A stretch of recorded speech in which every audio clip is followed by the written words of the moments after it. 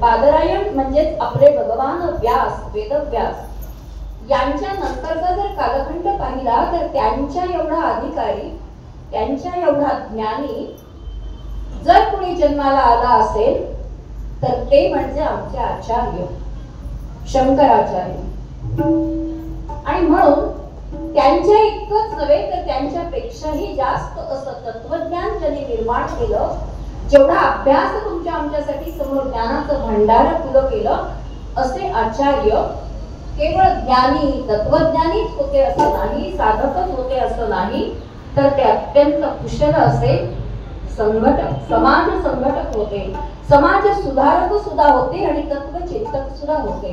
आणि म्हणूनच त्या काळामध्ये आसे तू हिमाचल, अत्यंत लहान वयामध्ये आसे तू हिमाचल पूर्ण अशी पायी यात्रा, ज्याला पदयात्रा म्हणतात, अशी करून संपूर्ण विश्वाचं अवलोकन करत करत समाज आधी निरीक्षण केलं, निरखला आणि त्याच्यानंतर चारही दिशांना 4 मठ स्थापन केले, ज्यातून आपल्या हिंदू धर्माचं कार्य त्या काळापासून आजपर्यंत अत्यंत सुंदर असं चालू आहे. आणि म्हणून ही अद्वैत कमलिनी जणू काही फुललेली आहे असं आपल्याला वाटतं. प्रत्यक्षामध्ये ही चराचर सृष्टी आणि आपण वेगळे नसून त्याचा निर्माता एक आणि एकच आहे आणि त्यामुळे आपणही एक आहोत, अशी ज्ञानकमलिनी या संपूर्ण विश्वामध्ये हे ज्ञान देण्यासाठी जी फुललेली आहे, तर तो केवळ भास नव्हता तर ते सत्य होतं. आणि असं सांगण्यासाठी या ज्ञानसूर्याचा जन्म झालेला होता. प्रत्यक्षामध्ये अत्यंत निसर्ग सुंदर अशा या राज्यामध्ये या शंकराचार्यांचा जन्म झालेला आहे. हे सगळं ज्ञान संपूर्ण भारतीय अस्मितेचा आदर्श संपूर्ण विश्वात निर्माण करण्यासाठी म्हणून ज्यांनी कार्य केलंय, संपूर्ण समाजाला एकत्र त्या काळामध्ये बांधून ठेवलेलं आहे, तत्वज्ञानाच्या वेदांच्या सामर्थ्यावरती आणि पायावरती, असे जे कोणी आहेत ते आचार्य आहेत. आणि म्हणून अशा आचार्यांच्या जन्माचा जर विचार करायचा झाला तर त्यासाठी त्यांचे शिष्य चित्सुखाचार्य यांनी दिलेला बृहत्शंकर नावाचा ग्रंथ आहे, त्याचा आधार आपल्याला घ्यावा लागतो. कालटी ग्रामे केरळ प्रांते कालटी ग्रामे पवित्र पूर्णा निसर्ग सुंदर रम्य प्रदेशे निसर्ग सुंदर रम्य प्रदेशे आश्रम बांधून राहे राजा राम को राजा राम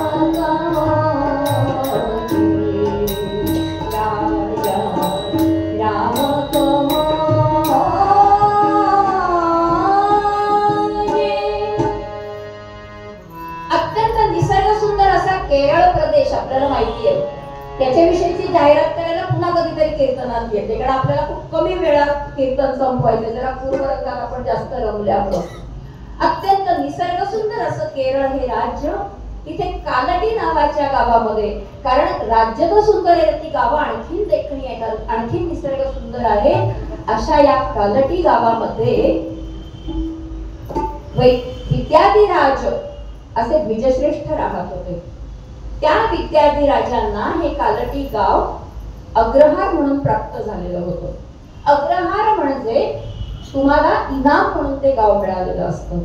तसं या विद्याधिराजांना हे गाव इनाम म्हणून प्राप्त झालेलं होतं आणि तिथल्या शेतीच्या उत्पन्नावरती हे विद्याधिराज शिक्षणाचं कार्य म्हणजे गुरुकुल चालवत होते. आश्रम पद्धती होती आणि अशा या आश्रमामध्ये अत्यंत सात्विकपणानं त्या ठिकाणी हे चालू असताना या विद्याधिराजांना शिवगुरु नावाचा पुत्र, अत्यंत सात्विक वेद विद्या संपन्न असा पुत्र प्राप्त झालेला आहे आणि तोही या कुलगुरु किंवा या गुरूंच्या हद्दाखाली म्हणजेच या गुरुकुलामध्ये शिक्षण घेतोय. आणि आता हा म्हणता हा मोठा झाल्यानंतर आता विवाहाची वेळ आली तर त्या ठिकाणी केरळच्या जवळपासच असलेल्या पंजरपल्ली नावाच्या गावातील त्रिचूरमधील पंजरपल्ली इथे मख पंडित आहेत. त्यांची अत्यंत देखणी पण सात्विक अशी आर्यांबा तिच्याशी यांचा विवाह झाला. शिवगुरूचा विवाह झाला आणि यथावकाश यांचा संसार एकीकडे सुरू आहे. विद्या प्राप्तही करायचे, आलेल्या काही छोट्या मुलांना शिकवायचे, असा सगळा हा छान संसार सुरू असताना यथावकाश अशी वेळ आलेली आहे की हा म्हणता दिवस पुढे चाललेले आहे पण पोटी मात्र अजूनही संतानाची प्राप्ती झालेली नाहीये. आणि मग जसं पंडिता वाचून सभेला काही महत्व नाहीये, अर्था वाचून घराला सदनाला महत्व नाही, तसं पुत्रा वाचून संसाराला किंवा मनुष्य जन्माला काही अर्थ नाहीये. आणि याचा जर विचार केला तर त्या अर्थानं आपण आता भगवंताची आराधना करूयात, प्रार्थना करूयात असा विचार या शिवगुरु आणि आर्यांबा दोघांनी पण केला. दोघंही शिवभक्त होते. वृषाद्रीनाथ आणि गोविंद अशी दोघांची म्हणजे हरिहराचं मंदिर त्या ठिकाणी होतं कालटी गावामध्ये. दोघंही त्या ठिकाणी गेले, भगवंताला याचना केली, प्रार्थना केली त्या ठिकाणी. कैलास राणा शिवचंद्र मोळी फणींद्र माता भृकुटी जराळी कारुण्य सिंधो भव दुःखहारी तुझ वीण शंभो मद कोण तारी. हा भगवंत अत्यंत भोळा आहे. कळकळीनं प्रार्थना केली, अत्यंत निस्सीम भावानं, निष्ठेनं, श्रद्धेनं की तो आपल्या इच्छा पूर्ण करतो. आणि म्हणून यांनी ओम नमः शिवायचा जप करत करत आराधना करत त्याची तपश्चर्या सुरू केलेली आहे आणि त्या भगवानाची प्रार्थना केलेली आहे. इंद्रचंद्र पंद इंद्रचंद्र विष्णू ब्रह्म नारदादि वंदिनी इंद्रचंद्र पदास्तया सदा शिवा प्रसन्न होई सत्वरी पदास्तया सदा शिवा प्रसन्न होई सत्वरी पदास्तया सदा शिवा प्रसन्न होई सत्वरी. अत्यंत तू दयाळू आहेस आणि इंद्र चंद्र विष्णू सगळ्यांनी तुझी आराधना केल्यावर नवे नवे राक्षसांनी आराधना केल्यावर सुद्धा भगवंतांनी वर दिला. आपल्याला माहिती आहे इतके शंकर महाराज भोळे आहेत. आणि तेव्हा यांच्या याचनेला सुद्धा अखंड ओम नमः शिवायच्या जपासाठी ती तपश्चर्या फळाला आलेली आहे आणि यथावकाश आर्यांबेच्या ठिकाणी दिवस गेलेले आहेत. मुखावरती एक वेगळं तेज आलेलं आहे. मुळातच साध्वी असलेली ती आर्यांबा आणि अशा शंकराची आराधना करताना सगळीकडे नुसतं काही पौर्णिमेचं चांदणं फुललंय असा आनंद तिला होत होता. नवे नवे साक्षात शंकर माझ्या पोटामध्ये वाढतो आहे आणि तो आता जन्माला येणार अशी भावना तिची झालेली होती. आणि असेच काही दिवस पुढे गेलेले आहेत. एके ठिकाणी तर असा उल्लेख केला की इतकी सुंदर दिसत होती. गर्भवती ती आर्यांबा ती मुखचंद्राने विलसतसे. गर्भवती ती आर्यांबा ती मुखचंद्राने विलसतसे. मुखी हास्य जण पौर्णिमेचा चंद्र तसा की विलसतसे. चंद्र तसा की विलसतसे. अखंड शांत पण आनंदी असलेली ती आर्यांबा दिवसेंदिवस तिच्या ठिकाणी वेगळं तेज पाकायला लागलं. आणि यथावकाश केरळ मधला तो निसर्ग अत्यंत देखणा आहे आणि वसंत ऋतू सुरू झालेला आहे. नंदन नाम संवत्सर आणि अशा नंदन नाम संवत्सरामध्ये वैशाख महिन्यामध्ये वेदो नारायण तो वेदो नारायण तो साक्षात धरेवरी आला शिवगुरु आर्यांबेच्या कोटी शिवसांब तो जन्मला जन्मताच त्या बाळाचं तेज अभिजित नक्षत्रावरती त्या ठिकाणी ते बाळ जन्माला आलं नंदन नाम संवत्सरामध्ये वैशाख शुद्ध पंचमीला दुपारच्या वेळेला आणि असं ते अत्यंत तेजस्वी असलेलं बाळ त्याच्या रडणं नव्हतं तर कोहम कोहम नादाने सुद्धा त्या शिवगुरूला आपल्या बालकाचं आपल्या पुत्राचं मुखारविंद पाहिल्यानंतर एक वेगळाच आनंद प्राप्त झाला आणि यथावकाश दिवस पुढे गेले या बाळाचं नाव बारसं केलं आणि नाव शंकराच्या कृपेनं झाला म्हणून शंकर असं नामाभिधान करण्यात आलं आणि असा हा शंकर अत्यंत तेजस्वी नवे नवे त्याची बुद्धी पण अत्यंत तल्लख होती जसा जसा तो वाढत होता त्याच्या बाळ लीलांनी सगळ्यांना मोहवून टाकत होता आणि हळूहळू जसा तो बोलू लागला ना तसं तसं त्याच्या संपूर्ण मुखातून वेद प्रकट होऊ लागले अत्यंत वेदविद्या संपन्न अत्यंत लहान वया ध्रुवासारखे निश्चल किंवा अचल असलेली अशी त्याची ती बुद्धी होती बृहस्पतीप्रमाणे तो अत्यंत थोर असा होता तेजोमय होता आणि म्हणून अशा बालकाचं आता आपण मौंजी बंधन केलं पाहिजे असा विचार केला आणि 5व्याच वर्षी या शंकराची मुंज केलेली आहे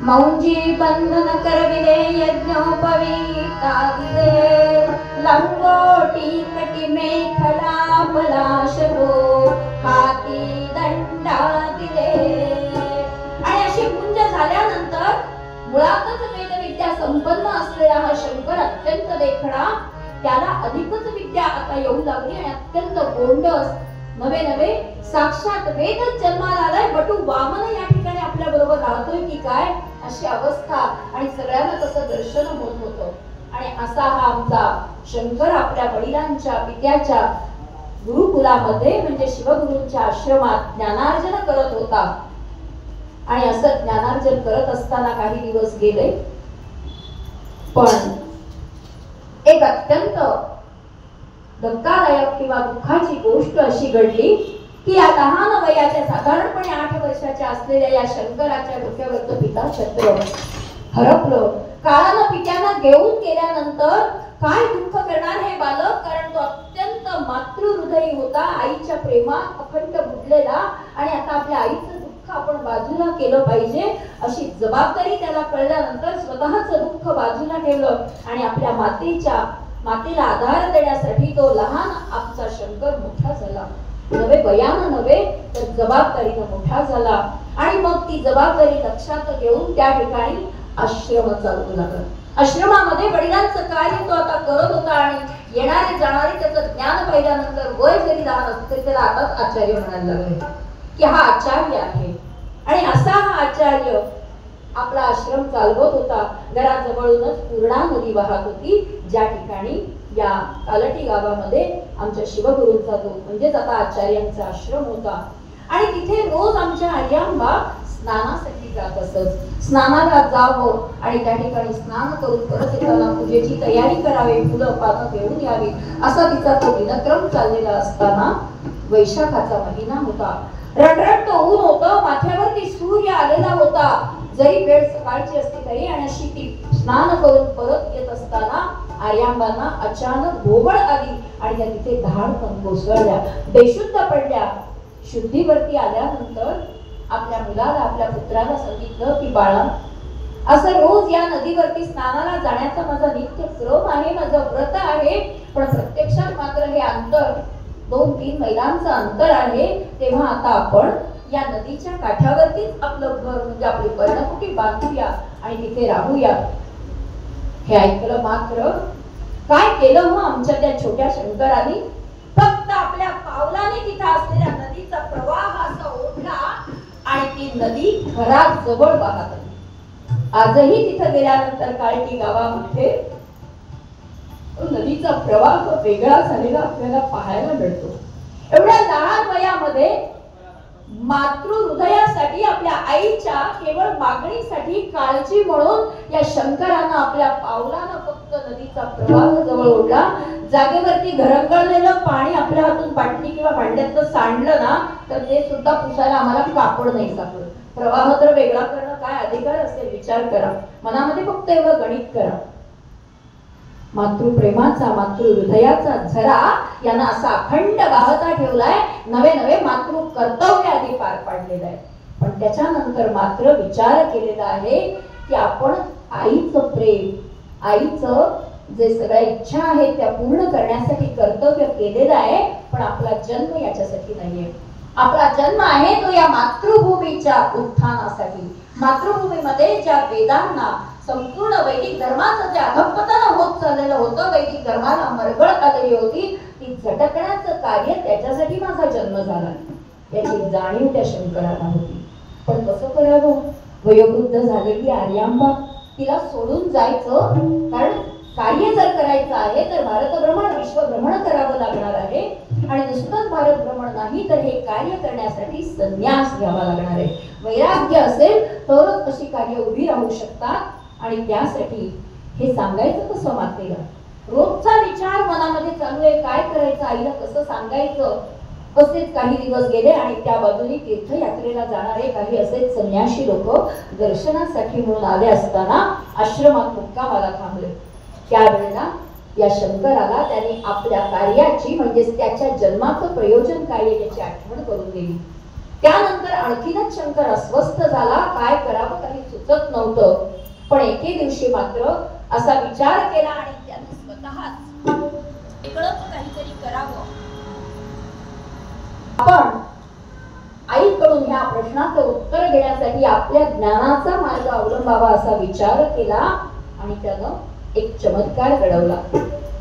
असेच नेहमीप्रमाणे स्नानासाठी म्हणून तो गेला आणि तिथे गेल्यानंतर अचानक एका मगरीनं त्याचा पाय पकडला आणि तो पाय पकडल्यानंतर मगर मिठी होता, मगर मिठी होता, काळ जणू तो आला होता.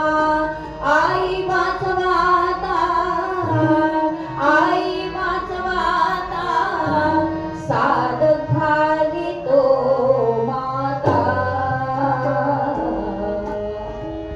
आई वाचव, आई वाचव. मगरीनं माझा पाय पकडलाय म्हणून जोर जोरात ठोकायला सुरुवात केली. कानावरती आवाज आल्याबरोबर कोणाचा आवाज आहे तिनं ओळखलं आणि धावत धावत बाहेर येऊन पाहते. समोरच असलेल्या त्या पूर्णा नदीच्या पात्रामध्ये आपल्या लेकराला एवढा बडा मोठा मगर आणि आतमध्ये तो नकर ओढतो आहे, खेचतो आहे. आई वाचव, लवकरात लवकर तू वाचव, काहीतरी कर. दळवळून शंकर सांगतो आहे. आईला समोर दिसतंय मृत्यूच्या दाढेत आपला मुलगा, एकुलता एक मुलगा हातात रोटाशी आलेला, आता आधार म्हणून असलेला, आणि तो चाललाय. मगर त्याला ओढतोय. आईला काही सुचेना. तू लवकरात लवकर मला वाचव, तळमळीनं हाका मारतो आहे. आईला सांगतोय. पण आई काय करणार? वयोवृद्ध असलेली ती आई काय करणार होती? अरे बाबा काय करणार, मी तरी सांग बरं, असं म्हणून तिनं आजूबाजूच्या लोकांना हाका मारायला प्रारंभ केला. पण प्रत्यक्षात मात्र या शंकराने पुन्हा सांगितलं, दे माझा संन्यासा जरी अनुमती, तरीच नक्र सोडेल हा गती. अगं आई, तुला मला वाचवायचंय ना, मी वाचावा अशी इच्छा आहे ना. अरे हे काय विचारणं झालं? साक्षात माझा लाडका पुत्र तू समोर मृत्यूच्या दाढेत आणि तू असे प्रश्न विचारतोच कसा? मग एकच उपाय आहे. सांग, लवकर सांग, काय उपाय आहे? त्या मुलाने सांगितलं, त्या शंकराने सांगितलं, दोन मार्ग आहेत. माझा मृत्यू तर अटळ आहे. एक तर या मगरीनं खाल्ल्यामुळं पाय आता ती ओढतेच आहे, कमरेपर्यंत आली. चाललो बघ आता, चाललो देतोय तो, असा तरी मृत्यू आहे. नाहीतर दुसरा, तू मला वैराग्य म्हणजे संन्यास घेण्याची अनुमती देशील ना, तर मात्र हा तुझा पुत्र मृत्यू पावेल, पण पुनर्जन्माने पुन्हा तुझ्या समोर दाखल होईल. कारण संन्यास म्हणजे आपल्याला जे जे काही आधीचं आहे ते सगळ्याचा त्याग करायचा आहे, म्हणजे जवळपास तो मृत्यू आहे. आणि म्हणून असं जर तुला दोन्हीपैकी एक मृत्यू स्वीकारायचा आहे तर तू विचार कर, संन्यासाला अनुज्ञा दे माझ्या संन्यास घेण्याला. गोंधळात पडलेली ती आई विचार करतेय की त्या बाळाची कूस मला इतक्या तपश्चर्यानं माझी उजवली आहे, ते बाळ प्राप्त झालेलं आहे आणि आता त्याला समोर मगर खाती आहे, तसंच सोडून द्यावं. त्यापेक्षा संन्यास मार्गाने का होईना निदान पुत्र जिवंत तरी राहील असा विचार त्या माऊलीनं क्षणार्धात केला आणि त्याला अनुमती दिली. हो बाबा चालेल. हे ऐकलं मात्र ते मगर मुक्त झाला, कारण ती भगवंतांनी केलेली नव्हे तर प्रत्यक्ष शंकरानं स्वतः आचार्यांनी केलेली ती लीला होती. आईकडून अनुमती मिळावी म्हणून केलेली ती लीला किंवा तो चमत्कार आपल्या शब्दात म्हणायचं झालं तर. आईची परवानगी मिळाली म्हटल्या बरोबर त्या क्षणी त्यांनी आपत संन्यास घेतला. आपत संन्यास म्हणजे वेदमंत्र म्हणायचे आणि संन्यास घ्यायचा. पुन्हा दुसऱ्या सेकंदाला मती बदलली तर आता वाचलाय गेलाय मग चल बाबा आता कर लग्न कर. आई सांगताय बुद्धी इतकी आपली आणि आपलं मन अखंड असं वेगानं धावत असतं, कधी बुद्धी पाळते सांगता येत नाही. म्हणून आईच्या पुढच्या आज्ञेच्या आत त्यानं लगेच पाय सोडल्या सोडल्या मंत्रांचं पठण केलं आणि आपत संन्यास घेतलेला आहे. आणि नंतर हा आपत संन्यास घेतल्यानंतर मात्र आईला नमस्कार केला, सगळी परिस्थिती सांगितली आणि सांगितलं की आई आता माझं सगळं तुझ्या विषयीचं कर्तव्य झालेलं आहे, पण माझा जन्म यासाठी नाहीये. तो जन्म कशासाठी आहे?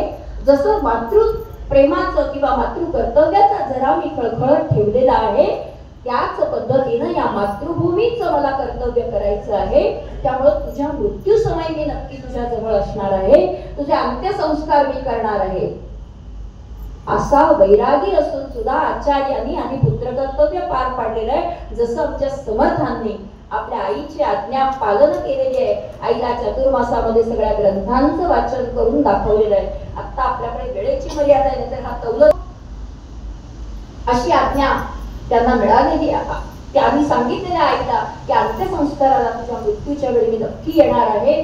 आईने पण आता आशीर्वाद दिलेला आहे पुढच्या कार्यासाठी. म्हणून असा जो असतो ना तो खरा सुपुत्र असतो आणि म्हणून सुपुत्र संसारी कुळाचे मंडळ असं एका अभंगामध्ये महाराजांनी सांगून ठेवलेलं आहे की असा कुलदीपक जन्माला येण्यासाठी माता पिता सुद्धा तेवढ्या अधिकाराचे पाहिजे, तेवढे साधक पाहिजे, तेवढे तपश्चर्या करणारे पाहिजे, त्यांची साधना फळाला आली. म्हणून शिवगुरु आणि आर्यांबाच्या पोटी हा शंकर जन्माला आलेला होता. अशा या आर्यांबेनं आज्ञा दिल्यानंतर आता आमचा शंकर निघालेला आहे. तो प्रव्रजा म्हणजे खरा संन्यास घेण्यासाठी, मंत्रांसहित गुरुकडून संन्यासाची दीक्षा घेण्यासाठी म्हणून आता निघालाय. कारण आता गुरुचा शोध घेतल्याशिवाय आपल्याला हा संन्यास जो अधिकार आहे तो प्राप्त होणार नाही. पण आईला नमस्कार केला आणि मजल दरमजल करत करत आमचे आचार्य आता आपल्याला इतकी सवय झाली म्हणून आचार्य पण तो छोटा शंकर निघालेला आहे आणि असं करत मध्य भारतामध्ये नर्मदेच्या ठिकाणी येऊन पोहोचलेला आहे.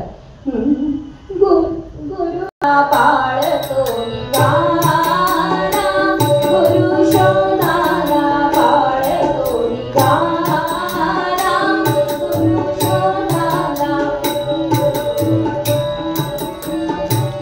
नर्मदाची तोरात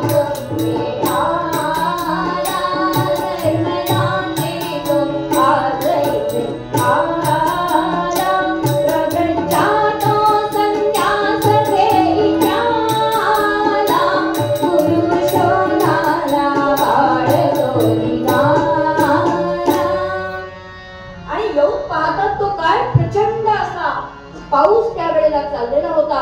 नर्मदेला महापूर आलेला होता. सगळीकडे पाणीच पाणी झालेलं होतं. प्रचंड पाऊस, सगळीकडे पाणीच पाणी झालेलं आहे. नर्मदेनं रौद्ररूप धारण केलेलं होतं. पाहिलं मात्र सगळे लोक सैरावैरा धावत होते, आपला जीव वाचवण्यासाठी पळत होते. आणि इकडे आल्यानंतर तो पाहतोय काय केलं पाहिजे. तर आपल्याला आपल्या गुरुची प्राप्ती करून घ्यायची आहे. लक्षात आलं नर्मदेला मोठा पूर आलेला आहे आणि पलीकडे असलेल्या पहाडाच्या गुहेमध्ये तिथे जायचंय, कारण तिथे त्याचे सद्गुरू त्याचे गुरु त्याची वाट बघतायत. नर्मदेला महापूर शिष्य धावती दूर दूर मनी दाटली हुरहुर कसे वाचावे सद्गुरु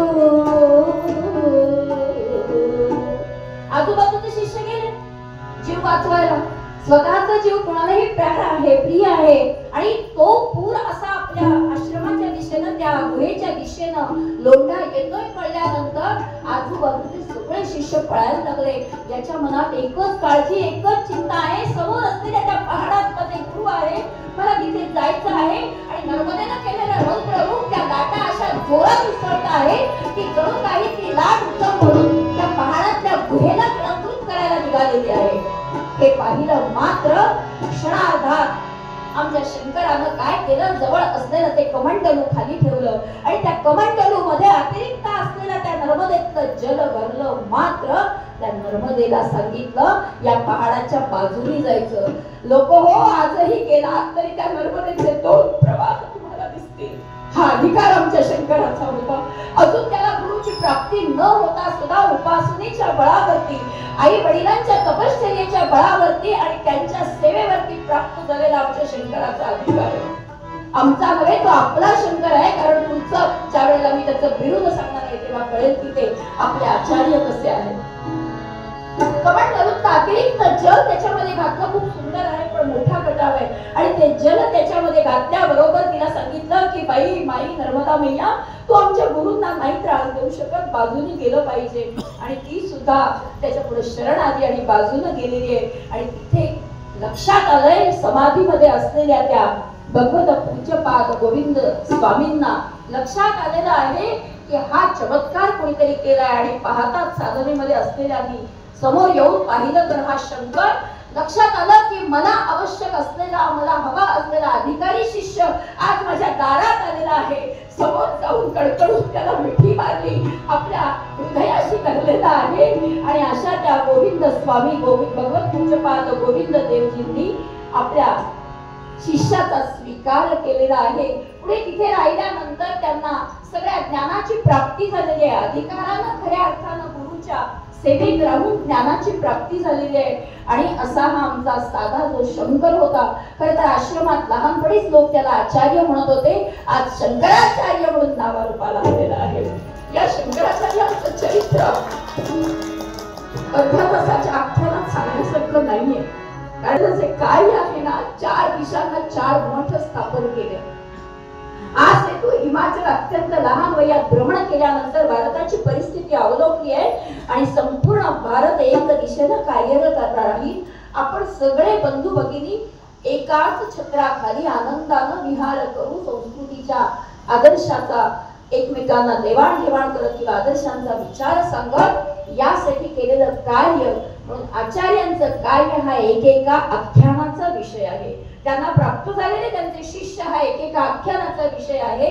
आणि त्यांनी निर्माण केलेली ज्ञानाची परंपरा, ज्ञान साहित्याची निर्मिती एवढी आहे की आजही लोक साधा शंकराचार्यांची शतश्लोकी आम्ही मुखोद्गत नाही करू शकत. काय सांगायचं तुम्हाला, इथं उभारून सांगायला काही खरं आहे जे सांगायचं म्हणजे काय अधिकार होता. एवढ्या शतश्लोकी इतकी अर्थपूर्ण आहे पण ती मुखोद्गत करायला सुद्धा अनेक दिवस लागतात. एकेका श्लोकावरती आपण भाष्य करू शकू किंवा चिंतन करू शकू. एवढं ज्ञानाचं भांडार इथूनही पुढच्या अनेक पिढ्यांना पुरेल असं भांडार आमच्या आचार्यांनी निर्माण करून ठेवलेलं आहे. आणि म्हणून असे जे कोणी असतात ना ते खरे शिष्य असतात. सद्गुरूंना तर त्यांनी मोठं केलेलंच आहे पण स्वतः इतके मोठे झाले की जगद्गुरु हे बिरुद फक्त तिघांनाच आपण देतो. एक म्हणजे आमचे साक्षात भगवंत गोपाल कृष्ण, तो एकमेव जगद्गुरु आहे, जगद्गुरु आहे. आणि दुसरे आहेत आमचे तुकाराम महाराज. आणि हे जे आता मी सांगितलं माझ्या आख्यानातून किंवा कथेतून, आमचे आचार्य संपूर्ण आपल्या भारतीय इतिहासामध्ये संस्कृतीमध्ये तिघच असे आहेत ज्यांना आपण जगद्गुरु असं म्हणतो. आणि अशा आचार्यांनी केलेलं कार्य अर्ध्या किंवा 1 तासाच्या कीर्तनात सांगण्यासारखं नाही. सुदैवानं आजही 4ही मठातलं कार्य अत्यंत देखणं, अत्यंत व्यवस्थित चालू आहे. समाजामध्ये मीडियाद्वारे कितीही काही सांगितलं गेलं असलं कधीतरी तरी आपण स्वतः जाऊन तिथे पाहावं. शृंगेरीला आजही गेला, नाट्यपीठ आहे ते, शृंगेरीला गेला तर खरोखरच आजही आपल्याला स्वर्ग सुखाचा आनंद मिळतो. ज्या ठिकाणी वैरभाव नाहीसा झालाय असा जो पहिला मठ आहे तो शृंगेरीचा आहे. वैरभाव नाहीसा झाला. म्हणजे आचार्य ज्या वेळेला, पुन्हा मोह आवरत नाही म्हणून एक छोटंसं सांगते आणि थांबते, की आचार्य ज्या वेळेला भ्रमण करत करत आलेले आहेत त्यावेळेला त्या ठिकाणी त्यांच्या असं लक्षात आलं, एक दृश्य पाहायला मिळालं. काय दृश्य होतं ते? प्रसव वेदना एका बेडकाला झाली होती. बेडकेणी नावाची मादी बेडक, आणि तिला प्रसव वेदना होत होती. आता ती तिला जन्माला घालणार आहे. अशा वेळेला एका नागानं तिच्यावरती फळा धरला. हे दृश्य पाहिलं मात्र आणि आमच्या आचार्याने विचार केला, अरे ज्या प्राण्यांमध्ये सुद्धा वैरभाव नाही. आपल्याला माहितीये बेडूक आणि नाग किती 36 आकडा असतो ते, आणि मग अशा ठिकाणी जो याचं रक्षण करतोय, मातृत्व भावनेनं अशा वेळेला मदत करतोय, असा वैरभाव ज्या भूमीमध्ये नाही, तिथे माझ्या कार्याचा पहिला मठ किंवा भगवंताचं मंदिर होऊ शकतं, असं म्हणून त्यांनी मंदिराची स्थापना केली. आजही त्या शारदांबेच्या ठिकाणी गेल्यानंतर मनाला एवढी प्रसन्नता लाभते म्हणून सांगू, की साक्षात ती तुम्हाला सगळ्यांना विद्या देण्यासाठी, चांगल्या ज्ञानाची प्राप्ती व्हावी, चांगल्या मार्गाने आपण मार्गक्रमण करावं म्हणून आशीर्वाद देण्यासाठी आजही उत्सुक आहे. आपण सगळीकडे जातो, जरूर जरूर जा. शृंगेरीला जा आणि बाकीच्या तीनही मठामध्ये सुद्धा जाऊन त्यांचं कार्य बघा.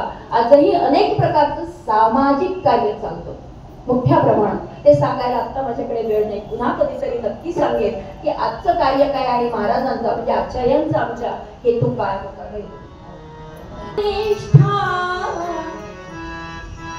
लोकोत्तरया जीवन निष्ठा, लोकोत्तर करणी शंकरा, दिव्य तुझी करणी शंकरा, दिव्य तुझी करणी शंकरा, दिव्य तुझी